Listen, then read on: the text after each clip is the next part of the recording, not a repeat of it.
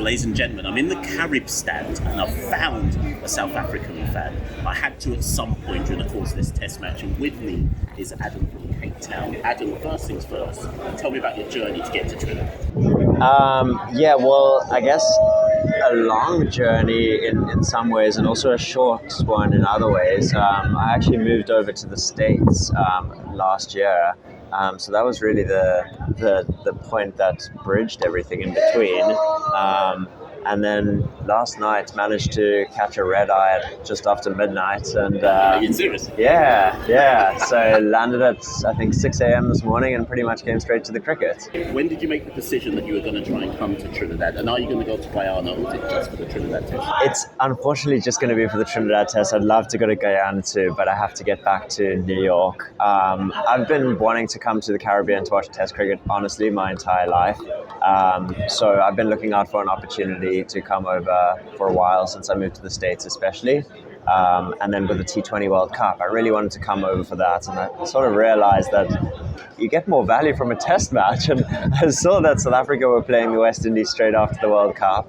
It was a little bit easier to get to Trinidad. I couldn't make the final, for example, in Barbados. Here I am. That was really the decision made for itself. So you spoke about the World Cup, actually. Let's look at those two things.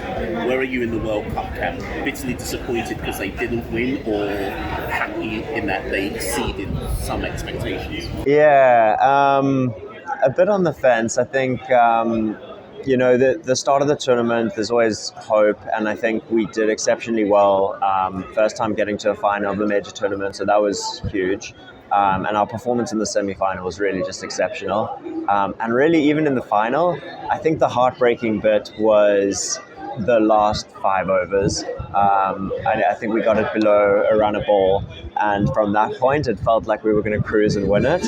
But had you told me at 8 for 2 that we were only going to lose by 6 or 7 runs, I would have been happy with that result. So it's a hard one. I think even before the game, India were favourites. So ultimately, happy with the campaign as a whole. Would have liked them to go the whole way.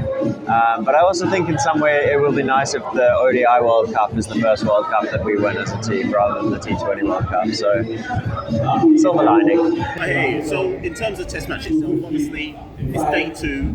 You told me you missed day 1, but you didn't actually miss anything.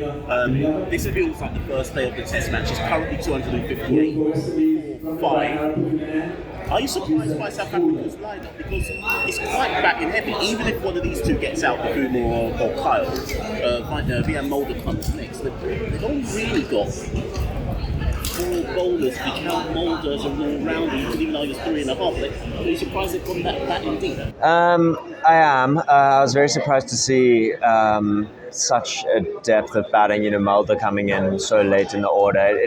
It's good. I think we've struggled with depth in our batting lineup for a long time, so I think it'll serve us well.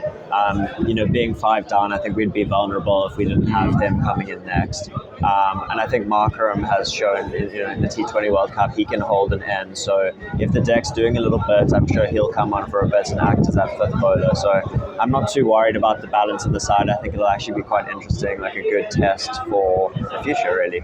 And then lastly, obviously, other than the cricket, you are in Trinidad. I think you say you're leaving after day 4, right? Yes, that's right. Have you had any chance to eat any Trinidad delicatessens yet? Any doubles, any bacon shots? Yes, actually, both of those. Okay.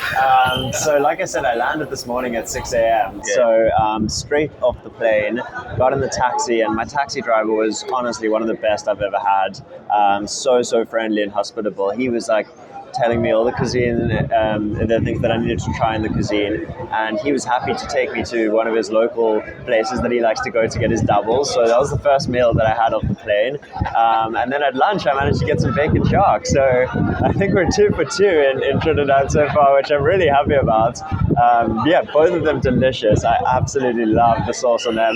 The spice is definitely going to make me pay a little bit later, but I can never resist it. Love that. Listen, people, we're going to try and catch up with some more South African fans across the course of the test match. Like I say, as things currently stand, as I look round the camera, 258 for 5. Maybe we can say that things are in balance here, but remember, South Africa do bat deep. quite a long way to go in this Test match just yet. Adam, thank you very much. Thank you. Much appreciated.